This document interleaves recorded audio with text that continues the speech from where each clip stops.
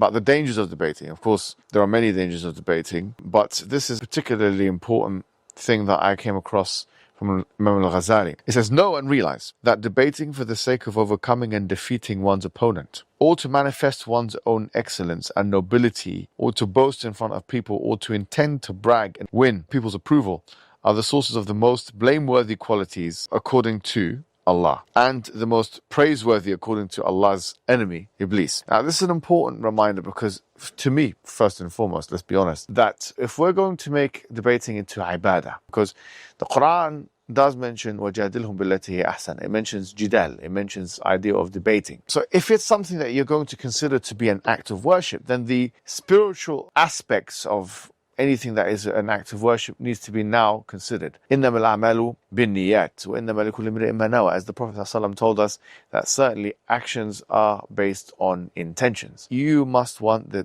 pleasure of Allah subhanahu wa ta'ala, meaning you're doing this just in the same way as you're praying. When you're by yourself in the house and you're praying, you do wudu and then you go and you pray in your house, the same level of sincerity that you exhibit in that action has to be the same level of sincerity that you will exhibit in a debate capacity if you're indeed doing it as an act of worship. Now, you can debate trivial topics and non-religious topics as a non-act of worship. And Ghazali's maqula here, what he said, doesn't really apply because Riya only applies, if you like, to acts of worship. Two young men are talking about who's a greater football player, Messi or Ronaldo, and they're both coming back and forth, or some other issue like that, then what the Ghazali mentioned and Riya and all these spiritual ailments and problems is not necessarily applicable here.